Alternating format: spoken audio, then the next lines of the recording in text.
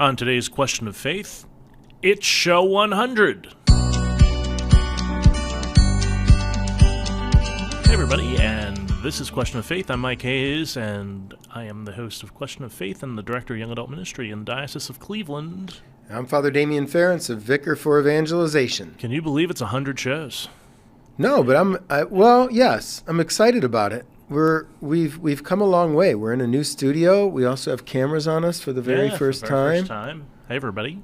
So, it's wild. Now, someone's going to point out that it's really more than 100 shows because we did some special episodes and things like that we didn't count in the numbering of the show. Oh, they pointed that out during like 50 shows, I think, a while back. You guys are more than 50 shows. Yeah, we know. Oh, I didn't know. But we number them, like the special episodes we didn't count in the count. So we're probably like 104 or something like that. But...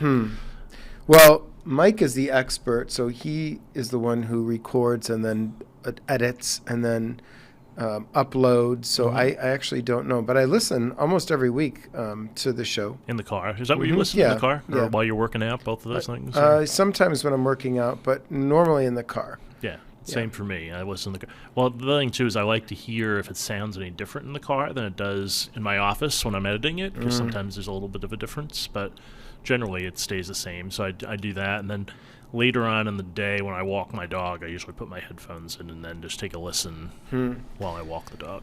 There's been a couple episodes that I like so much I listened to them twice. Which ones are those? Well, the one that we did most recently on death and with Tom Pussell. With Tom and I learned in hospice work that you need to figure out whether it's a time of sickness or a time of dying, because they're very different. So if I'm in a time of sickness, I'm going to fight like hell for my life, okay? And I want people to pray for my recovery, because that's the approach I'm taking. If it's a time of dying, that means I've accepted the fact that I'm on the out, and that's a totally different trajectory, and it's a very different type of prayer that's being offered, and a lot of times you have family that's on a different page, and that's where it gets, that's where the dynamics can get messed up. Yeah, exactly. So, because people don't agree all the time, and the wife wants the husband to continue to fight like heck to preserve, and the husband wants to lay down. And say, no, I'm done with all of this chemotherapy and everything else. None of this is working anymore. Please, just let me go to God. Yeah. And then the other one, the Halloween one, I did listen to that one. That was my favorite one. Yeah. We got in really good conversation. I like when, we've got a decent question, and then we start talking, and then I like when things get deep and we get in a really meaningful conversation, and then some sharing comes out that you didn't expect. I think that's always cool.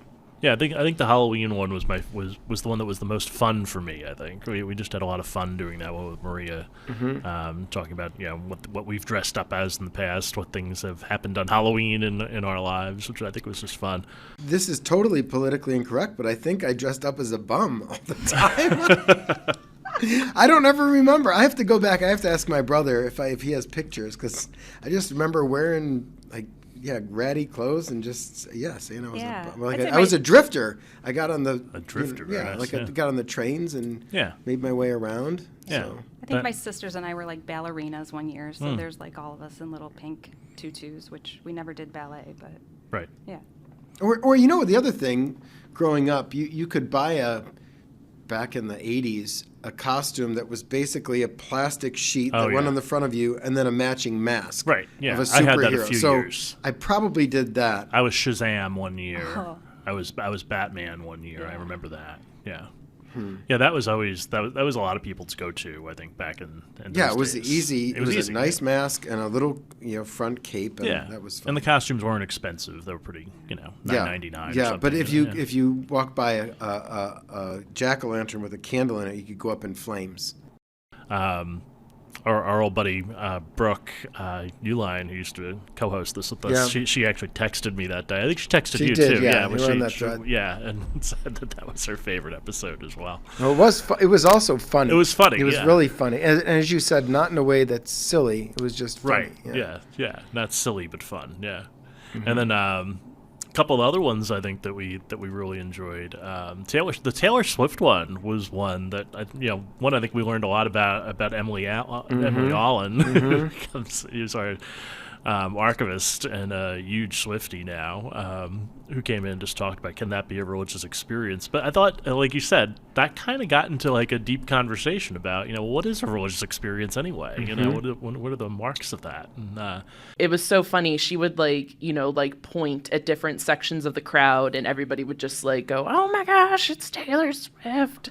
And I mean, I was doing the same thing. Oh my gosh, it's Taylor Swift. I love that. It sounds like a meme. But so in Enchanted, she was wearing the most gorgeous dress I've ever seen in my entire life. I was I really wish I could own this dress. It's beautiful.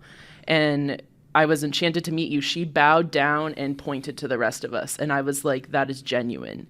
She is genuinely very happy that 77,000 people are packed into Heinz Field right now singing these songs with her. She genuinely, there's no part of her that's not genuine. I think every time she shows up somewhere, she is herself, and the things that she is saying, she means them. And I think a lot of people, I think there's places in the church where that's happening, but I also think there's places in the church where that's not happening too. And I think that's what is and what is not. Yeah. Genuine or authenticity? I think the genuine authenticity.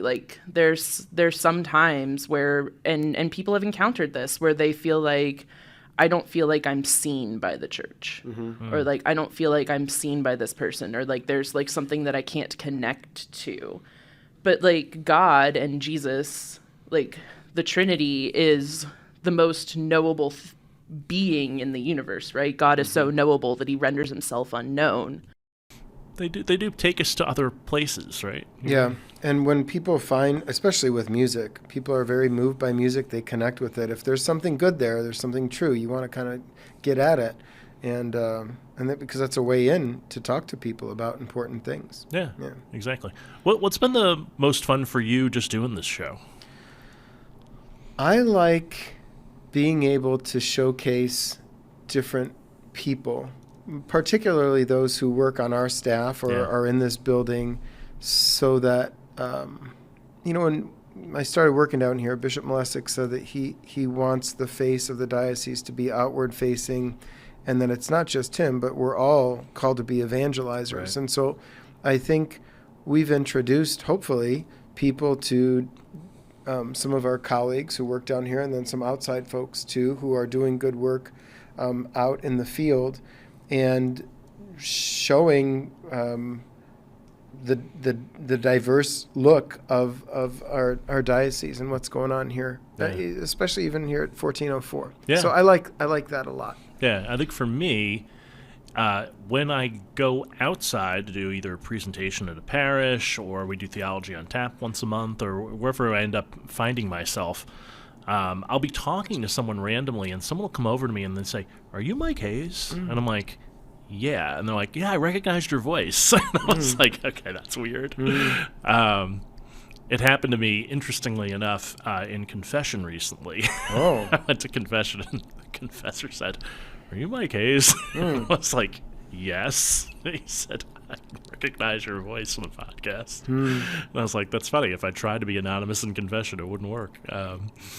But it was funny. And you have to whisper if you want to be anonymous. Yeah, exactly. Yeah, but it's fun, and people have come up to me and just said that they've enjoyed the show, and that they often point out an episode that was meaningful to them, or that they really liked that question, and then they'll usually pepper me with 2 or 3 questions that we could use for the show, and I just bring those back, and we do use them. So we try to keep the people who ask the questions as anonymous as they want to be. Most of them say, "I don't want my name attached with this, but I have this question." So, well, I should say too, another thing I like about the show is that we're doing it. Yeah, and right. When I first started down here, you were already down here, and Francine and Terry and Miguel at the time. But I remember asking, what are your dreams? What would you like to do? And one of the things you said, we need a podcast, and you already had the experience in radio and podcasting. So in a way, this is your baby. I'm happy to do it with you. Yeah, but same. it's nice that you said, I think we should do this. And then we did it. We just made it happen, And we started out in a little room with no, well, this room doesn't have windows either, but it has lights and a screen, and now we have cameras. So in order to get something going, it's got to start somewhere. You know, exactly. A seed doesn't grow overnight into a huge tree. It develops. So that's the same way that I think this ministry of podcasting developed too. So Yeah. thank you for the initiative. Yeah, no problem. My pleasure. It's something I've always loved doing. I could remember back in the day when I started podcasting at Busted Halo, I said to Father Dave Dwyer at the time, I said, you and I both have a radio background. We should do a podcast. And he said, what's a podcast? I mean, this is way back. It's like 2004, I guess. And I said, yeah. I said, I had the same question a few months ago when I started looking into this. I said, it's a show that you can listen to on the internet. And I said, and this is how they do it. And, it was named after the iPod at the time. People were just downloading music and everything else. And so people said, we should download these little shows that people can put in their iPod. Is that when it started, around 2004? Around there, probably a little bit earlier. But I remember a friend of mine, I had asked him what he was thinking about doing next. And he said, yeah, I'm really thinking about doing podcasting. And I had the same question. I said, what the heck is podcasting? And so he told me, he sent me like a little article on podcasting, and I looked it up. I was like, that's interesting. The funny thing was that Father Dave's college friend, literally at the time, wrote the book on podcasting called Podcast Solutions, a guy named Chris Meadows. And so we brought him down, and he kind of taught us everything that we needed to know about producing the show. And Father Dave built our little studio at 59th Street, and then I did the rest of the technical elements behind. So it kind of worked out nicely. Is that right at the top of or the bottom of Central Park, 59th? Correct. Yeah. So there would be one west block side or east? West. So they'd be about a block and a half west, Did they have the right down the street from Lincoln Center. If you would. Did they have the Bible Museum there for a while around that area? Yeah, that's up the street that's like right across the street from Central Park. Okay. Yeah, I think it's on Central Park West if my memory serves me right. But yeah, that's still there. Cool. Yeah, it's a nice area. I mean, I enjoyed being in that part of the city all the time because Central Park was there. Fordham Lincoln Center is right across the street from St. Paul the Apostle Church, which is the mother church of the Paulists. And we were in the rectory around the corner, the old rectory around the corner. There's a new parish center now that they have all their offices in. So we took the old pastors and associate pastors' offices at the time, and we used those as our first offices. He's actually moved across the hall now, down the hall to the other side, where our vocations people used to be. Now Busted Halo is over there. So I get confused when I walk in. I go to make a right. I'm like, nope, that's the president's office now. Let's go the other way. But it was fun. It was fun doing it there, and that turned into a radio show for him on Sirius XM that I helped produce for a little while. And he's still doing that 13 years later. Cool. He came here for a summer to do Theology on Tap for us, and I said, how long have you been doing the show? About 9 years? He goes, 13, thank you. And I was like, oh, good Lord, 13 years. That's amazing.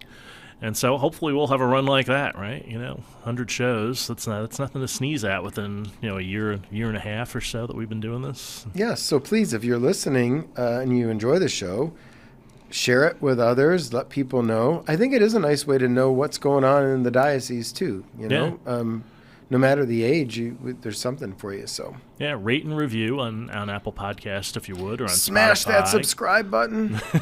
Exactly. I share your experience about introducing people to other people in the diocese here. I think it's been great. I think people have really gotten to know Bishop Woost in a new way. He's by the way, we should just have him on every week because he's the most popular guy. I mean, he has over 500 downloads on that's our most popular one, on the one that he did with us recently on should you hold your hands up during the Our Father. The only thing that it says is that during the Our Father, the priest extends his hands in what's called the orans position. So it's with arms extended and hands upraised. This is actually a very ancient posture for Christian prayer. We see the early church fathers writing about it, and it was very common for all early Christians to hold their hands up in prayer, particularly when praying the Lord's Prayer. But at Mass, the only one that is required to do that is, in fact, the priest, and he holds it up during the Our Father, and then for the embolism, which is that little prayer that follows the Lord's Prayer. And then after that, he's supposed to bring his hands together. Now, in many of our churches, some of our people do hold up their hands during the Lord's Prayer. There's nothing that says that they can't do that, but there's nothing that says that they should do that. Right. A lot of places where they have had either prayer groups or the charismatic renewal or some kind of renewal program or retreat program in the parish, people have kind of become accustomed to holding their hands up during the Lord's Prayer. So it's certainly, they can do it, but there's nothing in the rubrics or in the general instruction of the Roman Missal that says that they have to. The rubric simply says that the priest has to hold his hands up. Liturgy questions, too, I think are ones that people like. You talk about that all the They're time. also controversial, too. Yes, so. also true. Yeah. So we try, we're not shy about controversy, but we don't seek controversy. Right. Yeah, we're not trying to make clickbait for you. Although we do like the questions to be interesting. Yeah. Yeah. Exactly. But yeah. there's enough of stories getting people angry and getting people afraid that hopefully when you tune in here, we bring you some joy and maybe some depth of meaning, better understanding of our Catholic faith, and let you know what's going on in the diocese. Yep. So between the jokes, we do teach you something. Exactly. How's this different for you than a radio show or Busted Halo? Yeah. Like what would be a distinction there? That's a good question. One, I think that, like this position's different. My position's really like more of like to train the trainers, where I was doing a lot more. And our work at Busted Halo was solely media. It didn't. We had a retreat ministry also, which I really enjoyed. That was one of the reasons that I moved on from there, was because I was really enjoying the retreat ministry and doing spiritual direction with young adults. And it wasn't that I wasn't enjoying the media stuff, but I think I felt more called maybe to do the other stuff. And I said I always like to use media as a means of ministry, as opposed to just doing media for media's sake. And so I think that for here, I think that's what I'm doing. I'm using this as a means of ministry, and as a way to get people to know us a little bit more, so that they know all the other stuff that we're doing. Right. So I think that's it for me. I think it's cool. It's been fun. Yeah. All right, so 100 shows down, 100 more to go. Let's go. Let's go. Let's take a look. Hey, Our Lady of Guadalupe is coming up, and so let's go for a church search this week to Our Lady of Guadalupe in Macedonia. Correct. So it is Father Kevin Shemaga, who is the pastor out there. And I was out there this summer. They have a Monday night formation. I talked to their young people about the 4 Gospels. The church it's fairly modern. It's wide open. Yes. Nice windows. It's clean. I haven't been there for liturgy probably since I was at Hudson and I covered down there. But I don't know if that. Well, Francine's Northfield, right? So Northfield, Macedonia, all those are around, because you've got Saints Cosmos and Damian, Hudson, and Guadalupe in the same place. But yeah, it's a nice parish. That's good. So check them out. And then our gospel for this coming week, hey, we're in Advent. Happy Advent, by the way. Yeah. Jesus said to his disciples, "Be watchful, be alert. You do not know when the time will come. It's like a man traveling abroad. He leaves home and places his servants in charge, each with his own work, and orders the gatekeeper to be on the watch. Watch, therefore. You do not know when the Lord of the house is coming, whether in the evening or at midnight or at cockcrow or in the morning. May he not come suddenly and find you sleeping. What I say to you, I say to all. Watch." Ooh. Yeah. I like that. I like the first reading, too, because it's a call for repentance and relationship. Like, even it's a crazy line. Behold, you are angry, we are sinful, all of us have become like unclean people, all of our good deeds are like polluted rags. We have withered like leaves, our guilt carries us away like the wind. But then it ends, we are the clay, you are the potter, we are the work of your hands. So you're naming like how serious it is, how troubled things are. It's true, that's our experience. But the Lord saves us from that, and He wants to be with us and save us. So it's a time to prepare our hearts to let Him in. Nice. My classmate Mark Tomeko did his Mass enactment the other night at St. Francis Xavier in Medina, and this was the Sunday that he had to enact. And he was nice. He said, we're all waiting for Christ to come again. We're on the watch for that. He goes, but we also have to be watched for another coming, and that's the coming that Jesus is in every day. Yeah. Are we on the watch for Jesus in our everyday lives all the time? Because he's there if we bother to look at it, but most of the time we miss it. So be on watch. I was like, very nice, Mark. Good job. One of the church fathers does that. I think it's in the third Sunday of Advent reading in the Office of Readings. He talks about Christ's first coming, his second coming, and in between is the coming like right here, right now. Right. So, yeah, it's That's cool. exactly what Mark did. Yeah, so that's great. So, happy 100. Thanks for listening, everyone. Yeah, thanks, everybody. It's been really a lot of fun for us to do the show, and we hope that you're having fun, too. So we'll check you out next time here on Question of Faith.